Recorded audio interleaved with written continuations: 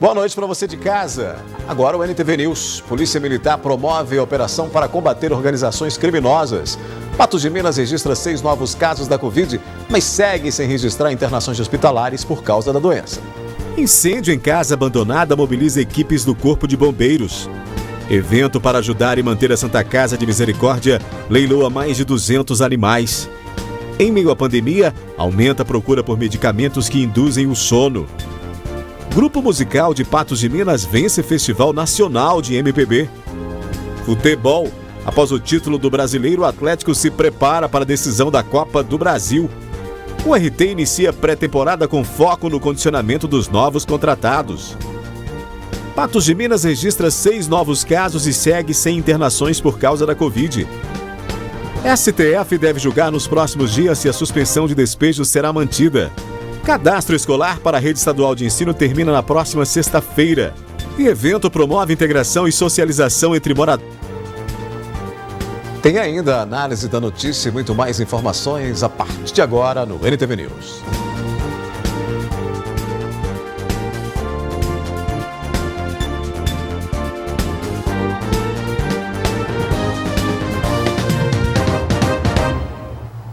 Uma casa abandonada que há vários anos tem sido utilizada por usuários de drogas pegou fogo na noite de ontem em Patos de Minas.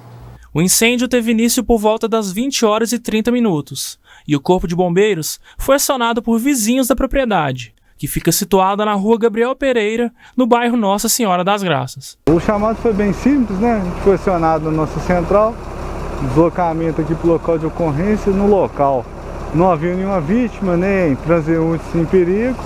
Montamos o estabelecimento, fizemos o reconhecimento, um estudo de situação, verificamos que no interior da casa também não tinha mais um usuário ou nenhuma pessoa em situação de perigo ou ameaçando a guarnição, e identificamos o foco de incêndio, combatemos ele diretamente com água e finalizamos a ocorrência sem maiores intercorrências. No interior da residência, é possível ver baratas andando no meio das roupas, embalagens de alimentos e colchões. Outros pertences dão a entender que o local estaria sendo utilizado por usuários de drogas, como bitucas, fósforos e até mesmo latas e resquícios de crack. Ao que tudo indica, né, pela quantidade de lixo que a gente encontrou na casa e pelos relatos de testemunhos e vizinhos, é um local que tem sido utilizado por usuários de drogas, né? Inclusive, é recorrente esse tipo de ocorrência na qual os usuários ateiam fogo nos pertences dentro da residência, né? É bem recorrente esse tipo de ação. De acordo com os moradores da rua, a casa, que seria um espólio de herança, está há pelo menos 15 anos abandonada e sendo utilizada por usuários de drogas. Os vizinhos reclamam da situação e cobram providências por parte do poder público. Os vizinhos disseram que vão entrar em contato com o proprietário, né? Mas esse quesito já não se aplica ao Corpo de Bombeiros, né? Logicamente, a gente orienta como um órgão público que as pessoas procurem os órgãos competentes, né? E façam valer os seus direitos dentro do Estado Democrático de Direito brasileiro, né? Uma operação da Polícia Militar realizada durante o período noturno em Patos de Minas chamou a atenção da população. A movimentação diferente visa coibir a ação de organizações criminosas. Os vídeos enviados por populares mostram as viaturas do Batalhão de Rondas Táticas Metropolitanas, a Rotan de BH, transitando pela Rua Major Gotti, com sirenes ligadas e em zigue-zague. Nessas outras imagens, ouve-se o som de uma bomba. De novo, olha lá, soltou uma agora. De acordo com a Polícia Militar, a atitude faz parte das técnicas específicas da equipe que veio apoiar a unidade de Patos de Minas. Estamos aí recebendo um apoio do Batalhão Rotan, que é um policiamento especializado, que tem uma técnica específica de atuação e repressão qualificada ao crime organizado. Então, tudo isso consubstancia-se nas técnicas específicas da Polícia Militar e deste batalhão de atuação, com demonstração de força para inibir pessoas mal intencionadas, organizações criminosas que porventura estivessem querendo atuar em nossa região. A execução dessas ações faz parte da Operação Égide, realizada em toda a área da 10ª Região, e visa a prevenção aos ataques às instituições financeiras. O como eu disse, esse batalhão Rotan, né, ele tem a sua doutrina específica e técnica de atuação que visa tão somente garantir a segurança da comunidade e, é claro, inibir o crime qualificado. E ações, por exemplo, intituladas aí de Novo Cangaço, que nós vimos aí às vezes nos noticiários, que assolaram outras cidades de outros estados do país. O emprego do batalhão ele só vem garantir e maximizar, né, a segurança e a sensação de segurança da nossa comunidade, da nossa sociedade. Com certeza tem uma doutrina e uma técnica específica de emprego que visa aí inibir, né, e reprimir a atuação de organizações criminosas, a atuação do crime organizado em não continuar, e especificamente com esse foco, né, de levar segurança e inibir a atuação de organizações criminosas. Eminentemente preventiva essa atuação, como eu disse, final de ano nós temos aí características, né, específicas em razão das festas de finais de ano, aquecimento do comércio, então nós estamos precavindo e visando levar segurança à comunidade. Depois do intervalo aqui no News, evento para ajudar a manter a Santa Casa de Misericórdia leiloa mais de 200 animais. E em meio à pandemia, aumenta a procura por medicamentos que induzem o sono. A Santa Casa de Misericórdia de Patos de Minas realizou no último fim de semana um grande leilão beneficente. Foram cerca de 200 animais leiloados e toda a renda arrecadada deverá ser utilizada para a manutenção da unidade. O evento foi realizado no último sábado e o objetivo foi arrecadar fundos para a manutenção da Santa Casa de Misericórdia. O leilão beneficente, que contou com o apoio do Rotary, Lions e lojas maçônicas, vendeu cerca de 200 animais, além de prendas e outras doações. O primeiro animal foi bastante disputado e vendido por 2 vezes, totalizando um valor de cerca de R$18 mil. Ele foi comprado primeiramente por José Ribeiro e doado para a instituição para ser vendido novamente. O leilão é arrecadar, angariar fundos para a manutenção da Santa Casa. A gente é uma instituição filantrópica 100% de atendimento SUS. Então o leilão aconteceu no último sábado agora, no dia 4, começou às 13 horas da tarde e na semana a gente já veio recebendo o gado para poder leiloá-los. Então foi um sucesso o leilão, houve cerca de 200 cabeças de gado e a gente leiloou todos eles, aconteceu aproximadamente até umas 6 horas da tarde, dando início a uma, finalizando às 6 horas. Nós tivemos prendas no início também, porque nós tivemos uma grande participação da população. Algumas pessoas puderam nos doar gado, outras pessoas nos destinaram dinheiro, via Pix, via maçonaria, para que a gente revertesse também em compra de bovinos, e outras pessoas nos deram prendas para leiloar, para aumentar ainda mais o recebimento no dia do leilão. Além do leilão, também foi realizada a rifa de um lote e o ganhador já foi anunciado. A entrega dos animais foi realizada no sábado, domingo e nesta segunda-feira. No sábado mesmo, algumas pessoas já saíram de lá levando, com o transporte, levando os bois. Domingo e hoje também já fizeram a retirada. E no dia teve também o sorteio da rifa, daquela rifa que a gente passou aí 2 meses vendendo, que era um lote no Jardim Júlia, doado pelo Grupo Bambu. Então quem ganhou foi o Edmilson Lamonier e ele adquiriu o bilhete da mão do Rotary Guaratinga. Então ele foi o contemplado, o mais novo sorteado desse lote de 304 metros quadrados no Jardim Júlia. O valor total do que foi arrecadado será destinado ao Caixa da Santa Casa, a fim de servir para futuras manutenções e obras necessárias no hospital. No recurso geral da Santa Casa, para as nossas necessidades de manutenção. Lembrando que a gente abriu um pronto-socorro de sutura e ortopedia e também faz de construção e de adquirir equipamentos. Mas ele entra num caixa geral para melhor manutenção da instituição. Dormir tem sido um desafio para muitos neste período de pandemia. Com isso, o número de pessoas que passaram a consumir medicamentos indutores do sono aumentou em cerca de 50%. Dormir significa bem mais do que descansar. Durante o sono, o corpo trabalha para manter diversas funções em equilíbrio, como o sistema imunológico, endócrino e neurológico. Uma noite bem dormida garante disposição e vigor para as atividades rotineiras, influencia na memória e no humor. Mas a pandemia trouxe fatores que comprometeram a quantidade e a qualidade do sono. O isolamento social, O medo, a insegurança mudaram a rotina, trazendo mais ansiedade, estresse e depressão. A procura tem aumentado, principalmente devido à pandemia, né? Nos primeiros meses de pandemia houve um boom assim, mas que se manteve. E todo tipo de medicamento é procurado, inclusive os indutores do sono, eles fazem dormir, e tem também os mantenedores do sono, que é o que mantém o sono pela noite toda. Né? Tem muitas pessoas que têm aquela sensação de que dorme e não descansa, né? Tem pessoas que realmente não conseguem dormir, insônia crônica. Para todos os casos, a gente sempre recomenda procurar um médico, mas tem todo tipo de pessoa que ansiedade também, às vezes tem, né, está passando por algum problema que seja pontual, que não seja tão constante, que não seja frequente, que procura algum medicamento, mesmo que seja natural, para fazer uso para ajudar a resolver esse problema. No caso dos fitoterápicos, consequentemente, a procura por medicamentos para dormir também cresceu. Nessa farmácia, as vendas desses produtos aumentaram cerca de 50%. Claro, procura, principalmente nessas já quase 2 anos de pandemia, né?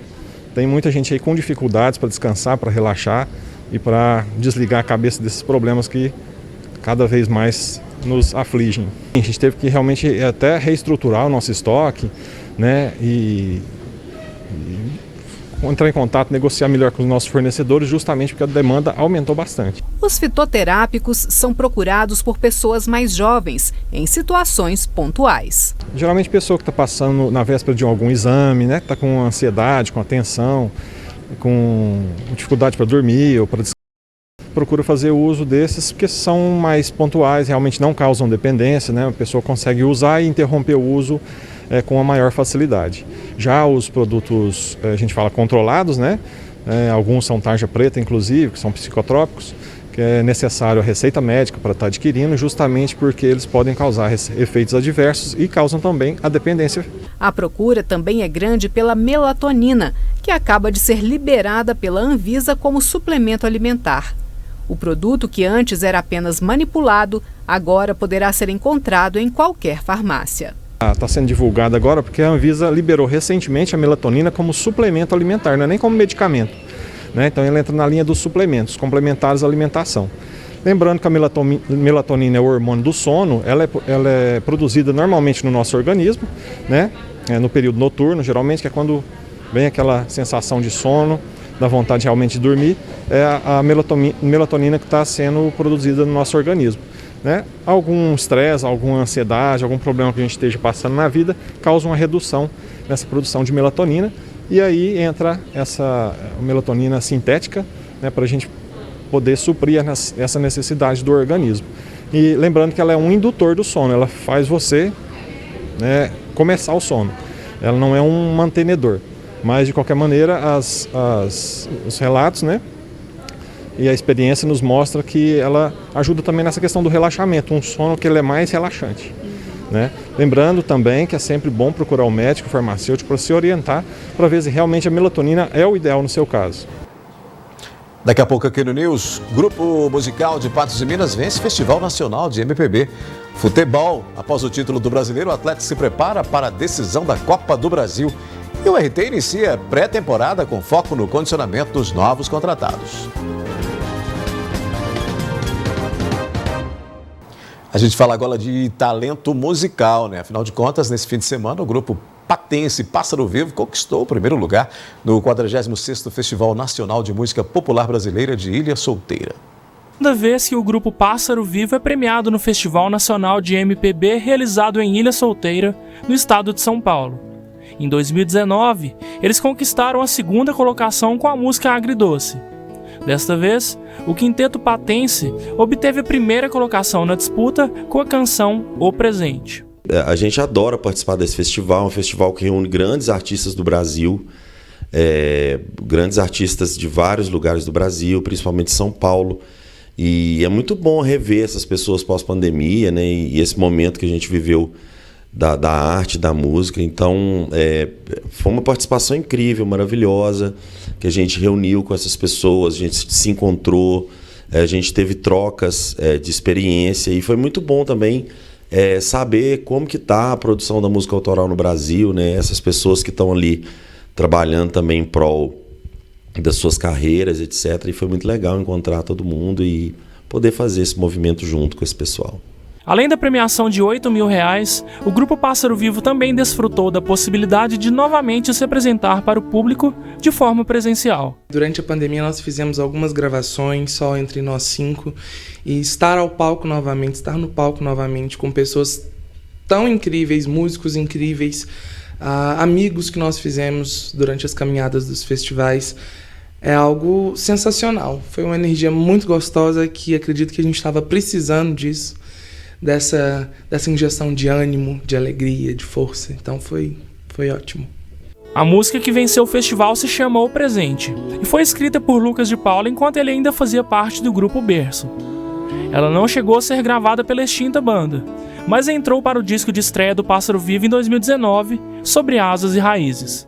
É uma música que tem um apelo, vamos dizer assim, quase espiritual, de tratar da experiência do presente como algo eterno, algo que é a única possibilidade possível de se viver. E é uma música que toca as pessoas, assim. Muitas pessoas já falaram assim, que se emocionam ao ouvir essa música, que tem uma identificação com ela, que na verdade é uma música que tem uma identificação quase que universal com as pessoas, né? Se tratando de um tema que é o presente, né? Que é aquilo que a gente está vivendo aqui agora, e que não faz muito sentido se atrelar ao passado ou se preocupar demais com o futuro. Então ela traz isso de uma maneira breve, bonita e bem direta. O Grupo Pássaro Vivo foi criado em 2017 e é composto pelos membros Alan Girardelli no baixo e sintetizador, Alexandre Rosa no violão, guitarra e voz, Celo Soares na voz e percussão, Ciro Nunes na bateria e flauta e Lucas de Paula na viola, violão e voz.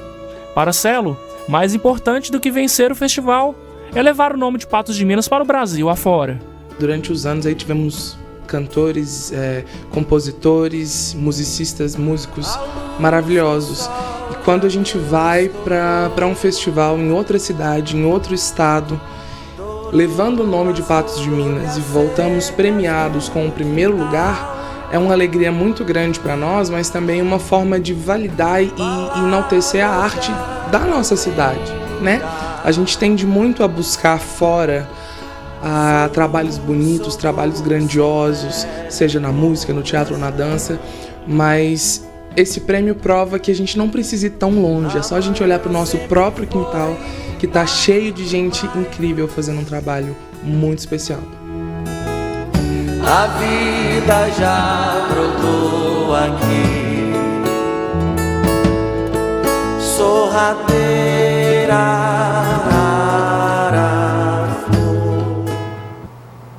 Bacana, né?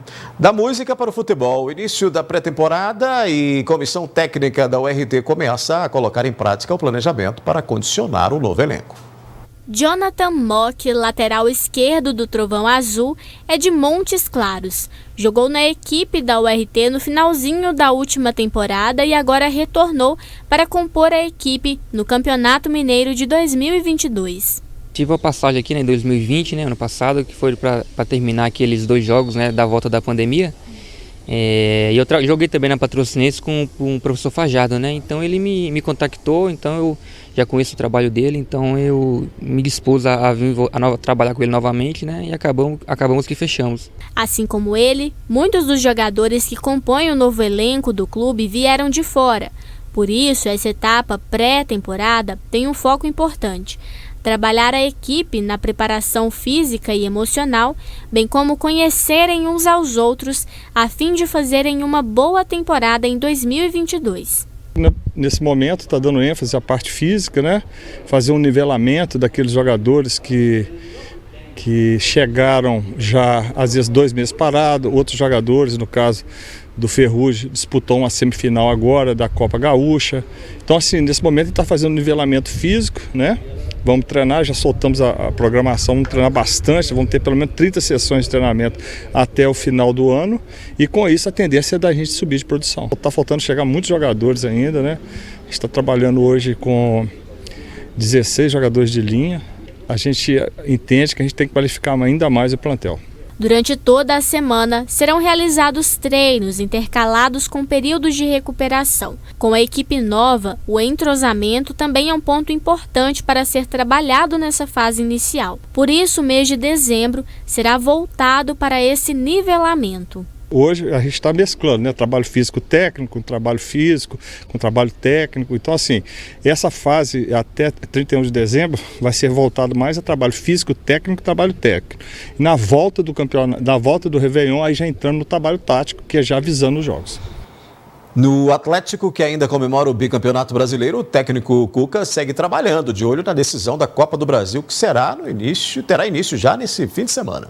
Na coletiva desta terça-feira, após ser questionado sobre as dificuldades encaradas na temporada, o treinador avaliou que, pelo que apresentou durante o campeonato, o time alvinegro provou em campo ter merecido o título nacional. Eu acho que fica bem justo, né? Porque um campeonato de pontos corridos é um campeonato de regularidade. Então, o que você tem que analisar? É o desempenho da equipe ao longo dessas 38 jornadas, né? Aí, ao final, você vai poder medir. Foi o melhor ataque da competição? Não, mas foi Foi a melhor defesa? Foi. Foi o time mais regular, que menos perdeu, que mais vitórias teve. Então, se tem esses números num contexto geral, todos eles favoráveis, o natural vai ser uma conquista merecida, né? Nós estamos falando aí de 84 pontos em 37 jornadas, em 75% de aproveitamento. Então, a gente acha que é inquestionável, né, o merecimento da nossa conquista. Cuca falou ainda sobre o último confronto pelo Brasileirão, que será na próxima quinta-feira, diante do Grêmio. Agora a gente já treina o jogo do Grêmio, quinta. Viajamos amanhã, à tardinha, na boca da noite para lá, fazemos o jogo, retornamos. Então eu vou com a equipe para lá. Eu perco aqui um treinamento, que é o da quinta-feira, mas eu deixo aqui já tudo programado, o que ser feito. Eu volto e tenho sexta e sábado para treinar também o jogo da final da Copa do Brasil. Então já está todo encaminhado agora o planejamento da semana, que embute esse jogo com o Grêmio, que é jogo importante. A gente tem que respeitar o campeonato até o final. Existem aí disputas, Cuiabá, Bahia, Juventude e Grêmio por essa permanência. E depois aí sim a gente pensar no time da final aí da Copa do Brasil. O treinador do Galo disse conhecer bem o trabalho do técnico Alberto Valentim, que comanda o Atlético Paranaense, adversário dos mineiros na briga pelo título da Copa do Brasil. Sim, é um clube da nossa cidade, onde eu nasci, o clube pelo qual eu torcia quando pequeno. Família toda.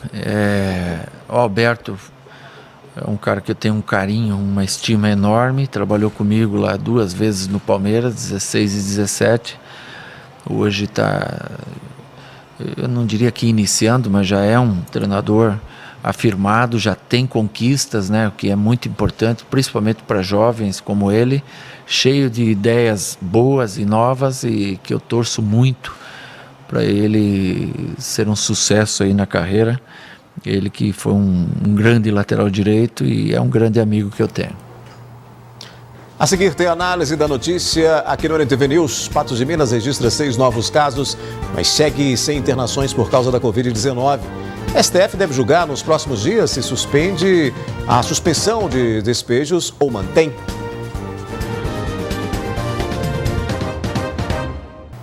Do meu lado, Gui Boaventura, para a gente abrir então a nossa análise da notícia nesta terça-feira. Boa noite, Gui.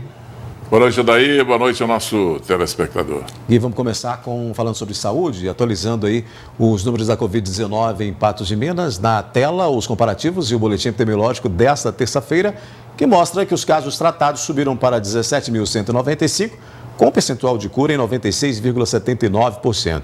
Os dados mostram ainda que aumentou de 15 para 19 o número de doentes que se recuperam em casa. Isso é o que a gente não quer, é que tenha aumento no número de pessoas infectadas pelo coronavírus, né?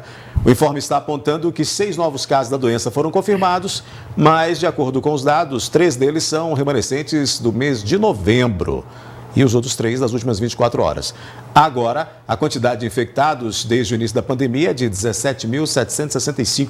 O que o boletim indica também que não há patenses internados por causa da Covid. Também não foram confirmados novos óbitos, você percebe aí nos boletins. E ainda, nesses boletins comparativos das internações, a gente vai colocar agora na tela, já estão aí, ó, os dados praticamente não oscilaram. Considerando as redes de saúde pública e privada, o percentual de ocupação de leitos clínicos de ontem, que estava zerado, subiu para 2,56%, e o de UTI continua em 2,22%, com atendimentos a pacientes de outros municípios e que ainda aguardam resultado de exames para confirmar ou descartar a infecção por coronavírus. Meu caro Gui Boaventura. Olha, você sabe que o que me preocupa em relação a isso aí, e vendo esses números, vendo os números do município e vendo os números do Estado, por exemplo, vendo a diferença, a discrepância que é entre os números do município e do município, eu fico extremamente preocupado, sabe, Odair? Porque isso é um dado usado pela população, extremamente divulgado para conduzir o comportamento da população. Eu fico temeroso que, como existem essas diferenças e como os números não batem, eu fico imaginando que o município faz uma coisa de um jeito, o Estado faz de outra e a União faz de outra completamente diferente. E aí, será que esses números não estão aí sendo usados para servir interesses? Essa é a grande preocupação. Porque eles não batem, os números não batem. Nós temos uma diferença de óbitos na informação do Estado com a informação do município. Por que essa diferença? Por que isso é diferente? Porque os números não são os mesmos. Se você me falar, olha, há uma dificuldade de comunicação entre o Estado e o município, eu vou ficar assim embasbacado, porque em plena época de internet, em plena época de WhatsApp, em plena época que o e-mail funciona num telefone, em plena época em que os dados são instantâneos, né? Como é que tem essa diferença? Por que não se acertam numa conversa? Será que eles não se falam? Será que está cada um indo por um lado e você vai num, a justificativa é uma, você vai no outro, a justificativa é outra? Eu estou dizendo isso pelo seguinte, são importantes esses números. Se não fossem importantes esses números, nós não perderíamos tempo aqui na televisão. Tempo de televisão é tempo precioso. Segundo em televisão, o tempo em televisão é medido em segundos, porque é um tempo precioso. E a gente usa esse tempo para mostrar esses números para você e o tempo que eu estou gastando aqui para comentar essa situação. E aí eu olho para esses números e falo, o que eu falo sobre esses números? Será que eles estão certos? Isso me preocupa. E a grande pergunta é, será mesmo que esses números não estão sendo usados para servir interesses? Eu não estou falando aqui de Patos, de qualquer outra cidade, eu estou falando do Brasil. Do Brasil. Essa cadeia município, Estado e União, porque se sai daqui do município errado, o Estado contabiliza errado, passa errado para a União e a União vai contabilizar errado, e esses números que são divulgados pela grande mídia, você não pode confiar. Não deve ser números exatos. Então, são números que são colocados aí na mídia para guiar a nação no seu comportamento perante a pandemia, senhor Daí. Por falar em pandemia, Gui, hoje um assunto que dominou os noticiários foi justamente o embate entre o presidente da República, Jair Bolsonaro, e a Anvisa com relação ao passaporte sanitário, né? Daí informações que acabaram sendo confrontadas, o presidente chegou até a se exaltar em um discurso que ele fez hoje, justamente com relação a essa questão de entrada de outras pessoas de outros países, passaporte sanitário, questão de quarentena, que é algo que a gente já tinha um tempo que não via, né? Mas hoje teve um embate mais forte. Pois é, isso é uma coisa também que não dá para aceitar. E olha, o que não dá para aceitar é essa lavação de roupa no público, sabe? É a mesma coisa se a gente tiver alguma diferença aqui, abrir o jornal e a gente começar a discutir isso no ar. O que o público tem a ver com isso? É preciso que o presidente imponha a sua autoridade dentro do limite da sua autoridade e que as instituições funcionem dentro do limite da sua competência. Né? Como é que, sabe, os leigos saem contestando os especialistas? Então, para que precisa de especialista? Né? Por que nós vamos ter instituições e órgãos gastando milhões e milhões de reais do nosso dinheiro para ser contestado ali, para a decisão ser desmanchada acolá? Sabe, alguma coisa está errada nisso aí. Sabe, e eu quero acreditar que o sistema vai consertar isso aí rapidamente, porque nós não podemos ficar no meio desse embate. Nessa briga, né, de autoridade e instituições, nós, o povo, ficamos no meio. É a briga do mar com o rochedo, o marisco leva uma desvantagem tremenda. Tá certo. Vamos girar o assunto. O plenário do STF deve decidir nos próximos dias se as ordens de despejos e de desocupações de imóveis podem continuar suspensas no Brasil. As consequências econômicas da pandemia atingiram em cheio milhares de famílias brasileiras. Algumas perderam parte ou toda a renda. Um dos impactos foi nas despesas com aluguéis. Para evitar que as pessoas que não conseguiram pagar a dívida fossem parar na rua, uma lei oficializou a suspensão dos despejos, válida até 31 de dezembro. A proposta inicial de suspensão, ela partiu da CNBB, Confederação Nacional dos Bispos do Brasil, e essa solicitação da CNBB foi direcionada ao CNJ, Conselho Nacional de Justiça, que passou uma recomendação aos juízes de não determinar o despejo naqueles períodos mais agudos da pandemia. No período vermelho, onde que havia até lockdown e perda de renda. Posteriormente, o ministro deu uma liminar, suspendendo, e depois foi criada a lei sancionada pelo presidente Jair Bolsonaro. Agora discute-se no STF a prorrogação deste prazo para março de 2022. A decisão seria válida para imóveis em áreas urbanas e rurais. O Supremo Tribunal Federal iniciou na data de ontem um julgamento para ver se estende os efeitos de uma lei promulgada pelo presidente Bolsonaro, estendendo até março as suspensões das decisões judiciais que referem-se a despejo. O despejo refere-se a locações. Então, mas tem um limite. Só podem ser impedidas os despejos aqueles imóveis residenciais até no valor de R$600 e que o locatário comprove a perda de renda no período da pandemia.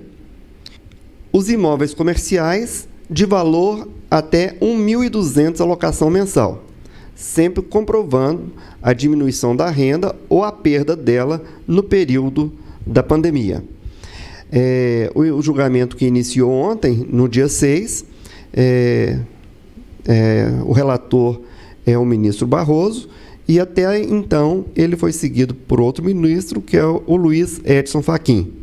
Na opinião do advogado, a determinação não beneficia toda a população. É que aquelas famílias que perderam a renda não se vejam jogadas na rua, despejadas, sem ter lugar para onde ir, evitando o maior contágio do vírus.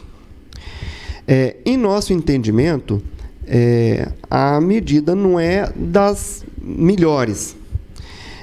Se essa medida fosse circunscrita apenas aos períodos de lockdown ou de alta restrição de circulação, e com a comprovação de efetiva perda da renda, e naquelas regiões onde que houvesse lockdown, seria mais correto. Porque, por exemplo, na nossa região nós não estamos em lockdown e essas decisões também estão suspensas, o que não é razoável, porque, a bem da verdade, se está fazendo cortesia com o chapéu dos outros, né? A seguir essa linha de humanismo, onde que o proprietário de um imóvel tem que tolerar o não pagamento de um aluguel por dificuldade de um inquilino, até um ano depois do final do decreto de pandemia, se fosse homogêneo, tinha que se estender também às instituições financeiras, de não cobrar juros, de não cobrar multa durante todo esse período, as concessionárias de serviço de telefone, de internet, que a internet é tão útil nesse período, né? A energia nem se diga, a água, né? Telefones.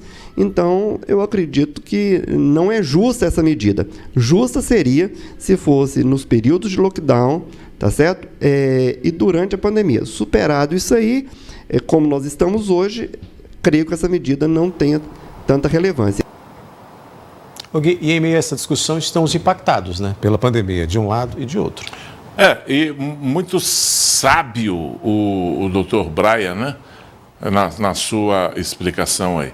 Por um lado, essa lei é uma invasão ao direito de propriedade, é um confisco seletivo do governo a um bem particular, que é o aluguel que a pessoa recebe pela cessão de uso de uma propriedade sua, né?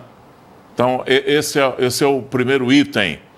E isso vai contra a regra, e aí, para se fazer uma política, usando as palavras do Dr. Brian, cortesia com chapéu alheio, né? Ou fazer venha com chapéu alheio, como a gente fala mais simples no popular mesmo, né?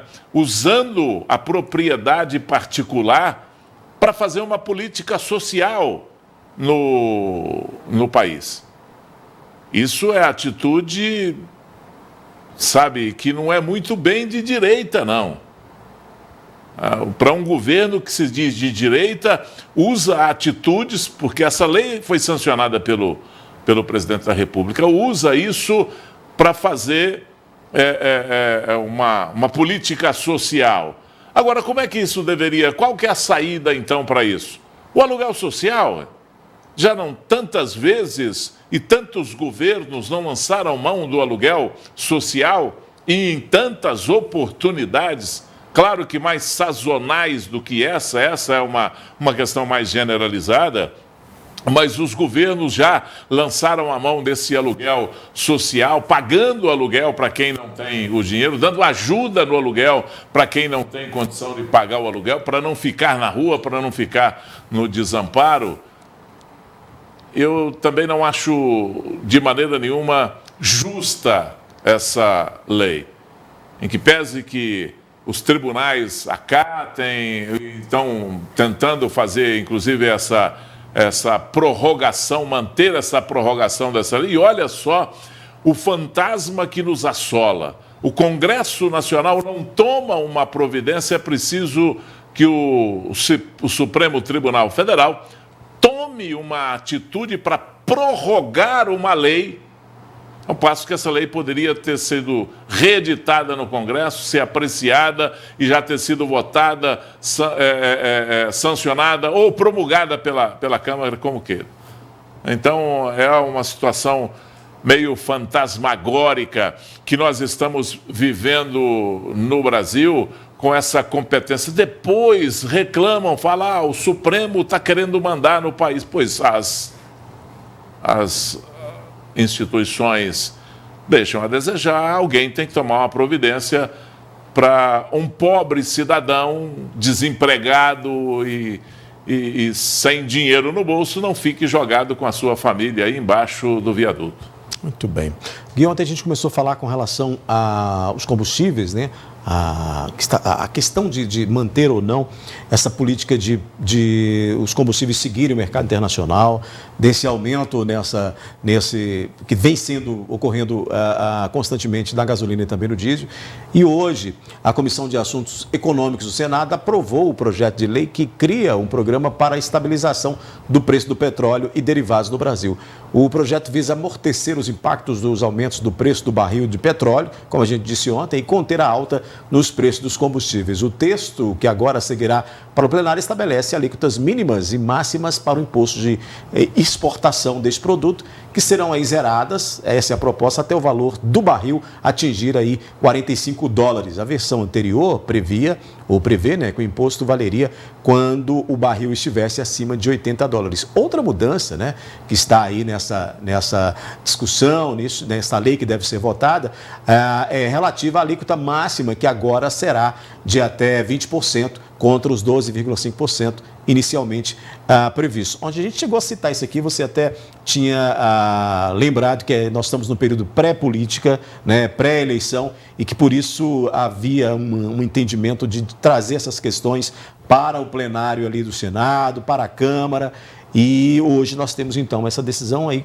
que deve ser levada a plenário, essa decisão aí desse projeto de lei, que pode se tornar realidade e que pode, numa medida como essa, barrar esses aumentos sucessivos dos combustíveis. Pois é, mas não é saudável.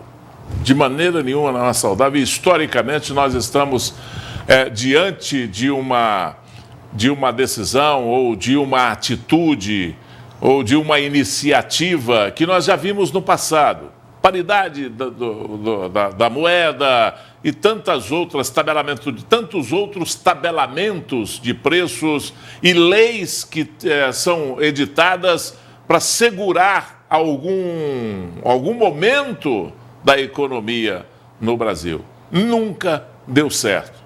A economia tem que ser livre. E como é que a economia tem que ser livre? Livre a atuação das empresas, livre a atuação da produção, livre a atuação do mercado. Isso é o que é saudável e o que regulamenta e não prega susto em ninguém. O susto nosso em relação ao petróleo, ao combustível no Brasil, é que o combustível subiu no mundo inteiro. Hoje nós temos uma subida do preço do combustível no mundo inteiro. Todo mundo subiu o preço. Até aqueles que vendem mais barato, continuam vendendo mais barato, mas mas também subiram os seus preços. Pelo menos mantiveram essa diferença do preço, por exemplo, em relação ao preço praticado no Brasil. O detalhe é que a livre concorrência não é praticada na comercialização do combustível.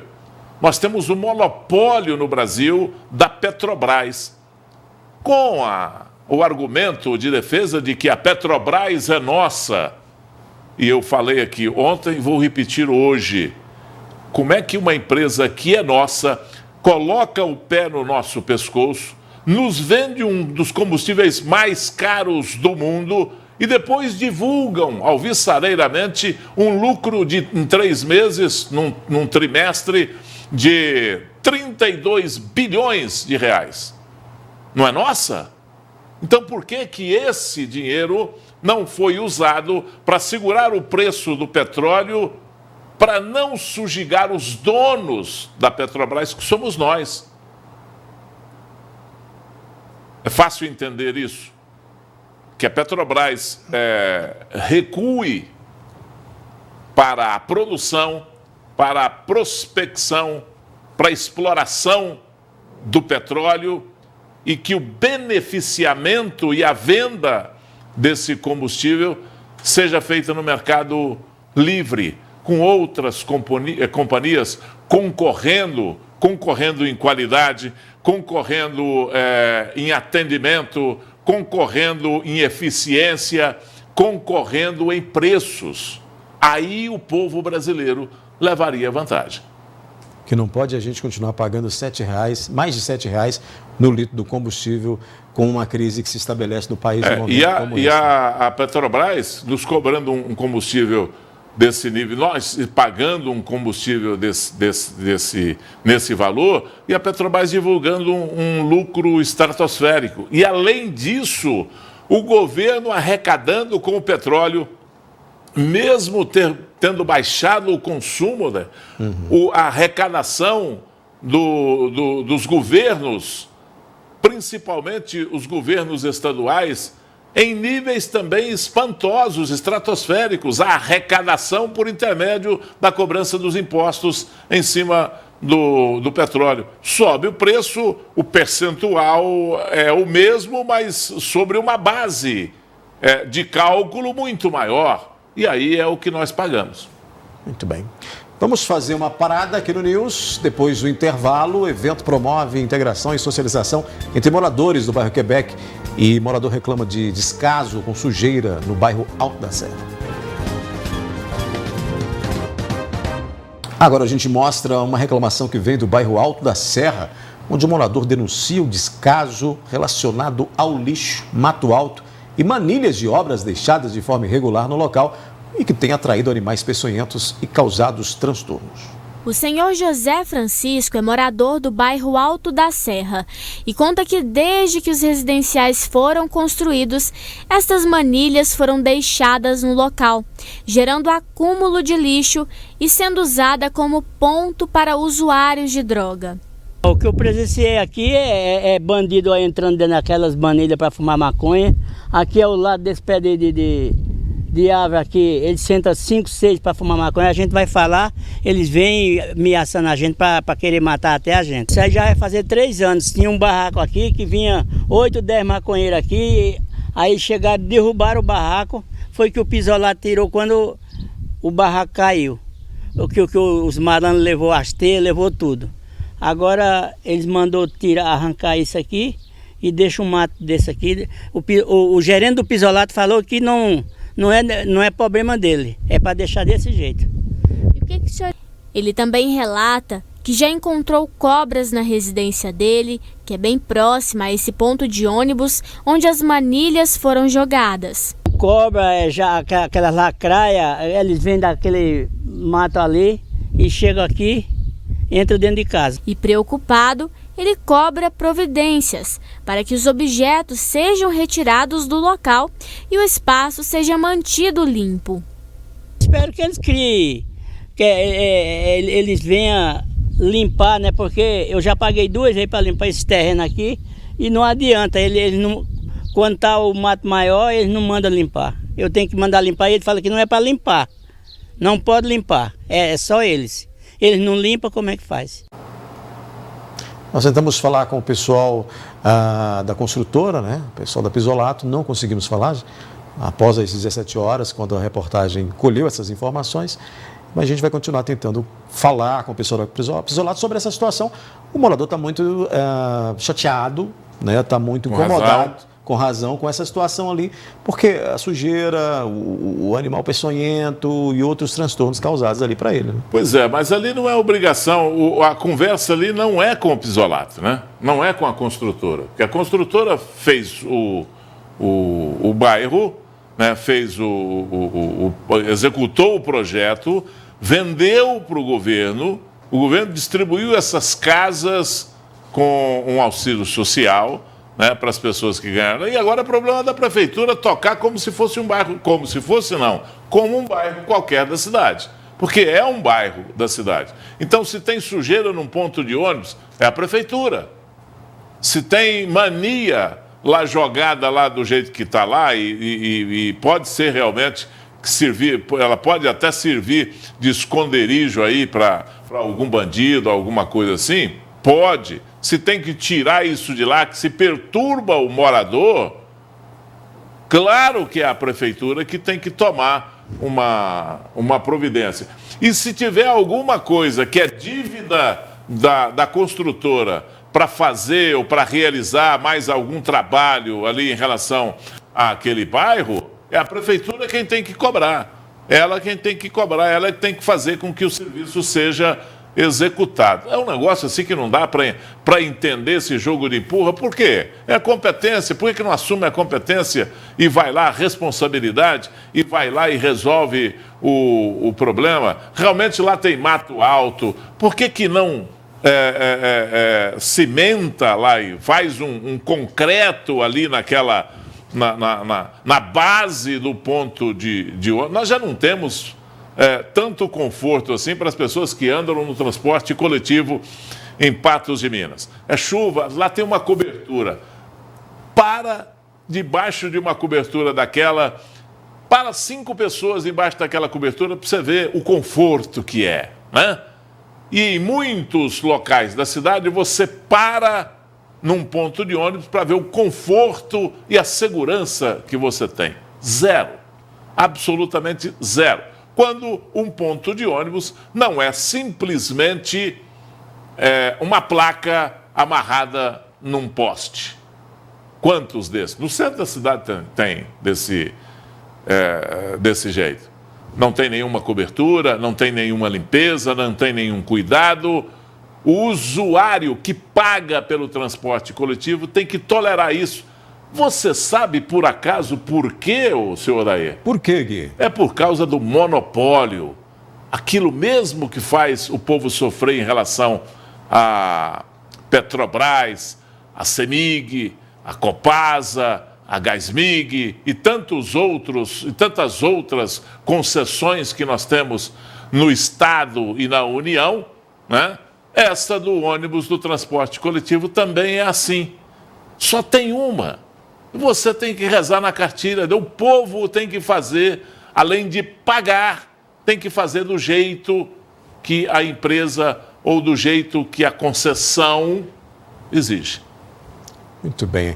Olha, crianças e adolescentes do bairro Jardim Quebec participaram hoje de uma ação para promover a integração e socialização entre os moradores, além de abordar temáticas relacionadas ao meio ambiente.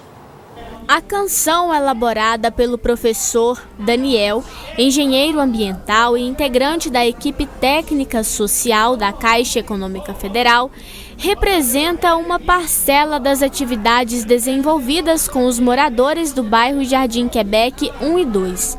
Na ocasião, participaram mais de 100 crianças e adolescentes.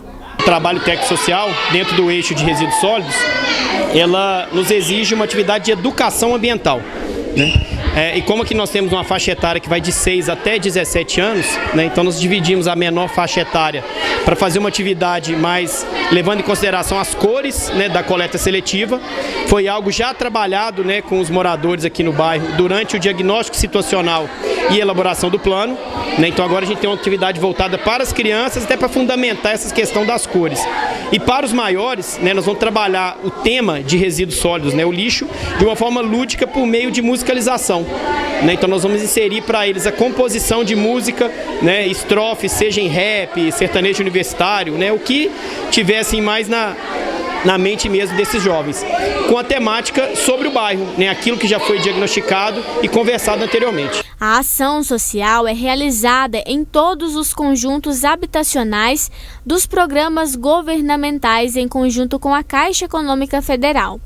O objetivo é trabalhar temáticas relacionadas à integração social das famílias residentes nestes bairros, bem como questões relacionadas ao meio ambiente. O trabalho técnico-social, ele é um trabalho exigido, né, pela Caixa Econômica Federal. Nós somos uma empresa, a Progel é uma empresa credenciada da Caixa Econômica, e esse projeto ele terá a duração de 1 ano aqui nos empreendimentos Quebec 1 e Quebec 2. Esse trabalho, ele visa trazer melhores condições de vida para a população e um conhecimento melhor e um melhor acesso aos equipamentos públicos e serviços públicos do território. Além das atividades realizadas com as crianças no Centro de Treinamento do Olaria, foram realizados cursos e outras atividades voltadas também para o público adulto. São várias atividades que são desenvolvidas no projeto, né? Na primeira medição, por exemplo, nós tivemos um curso de empreendedorismo. Na segunda medição, é uma ação do Pix, nós já fizemos também. o plano de gestão de resíduos sólidos, e aí vai no decorrer do processo, durante esse ano, na execução do projeto, vão surgindo demandas e a gente vai inserindo as novas ações. Nós temos pretensão de estar trazendo alguns cursos, né, na área da beleza, de empreendedorismo, educação financeira. Então, vários são os projetos que a gente está pensando em colocar nas próximas medições. Temos ações para todas as idades, né? Então a gente procura sempre estar inserindo ações que possam contemplar o público a população geral da comunidade aqui, né, do território daqui. Hoje a gente está desenvolvendo essa ação ambiental, né, que é para crianças e adolescentes, aqui em parceria com a Olaria, mas nós temos ações para toda a população do Quebec. Agora, ações como estas, relacionadas ao meio ambiente e ao social, também ajudam no desenvolvimento das crianças e dos adolescentes, como cidadãos e cidadãs. Até se a gente pegar até pela natureza, né, do bairro, né, então assim, que é um conjunto habitacional, né, financiado até por um banco federal, então existe que tenha, né, uma temática assim, mais cuidadosa, né, até para a gente possa criar junto a esses moradores um senso de pertencimento, né, até porque o diagnóstico identificou que é um bairro, né, com muitas potencialidades, né, então existe uma população que quer mesmo soluções para uma situação relacionada aos resíduos aqui nas ruas, né, e nas avenidas do bairro. Até porque é um trabalho de responsabilidade social da Caixa nessas comunidades que tem que ser realizado, né, Gui? É um trabalho social, uma obrigação social da Caixa Econômica Federal e, sobretudo, uma obrigação social do município, né? Nós sempre tivemos, e não é só um defeito dessa administração, mas nós sempre tivemos secretarias de ação social que pouco fizeram, muito pouco. E normalmente até se faz porque não é destinado nenhum dinheiro para aquela pasta, né? Ou é muito pouco para aquela pasta lá. É uma pasta que é muito mais usada para fazer alguma política, algum oba-oba, alguma coisa, quando a administração precisar. E a gente precisava implementar mais políticas públicas nesse sentido. O Gui, com essa a gente encerra a nossa análise da notícia. Muito obrigado por mais uma participação sua aqui. Obrigado, boa noite para você, boa noite ao nosso telespectador. Amanhã a gente se encontra. Boa noite, até lá.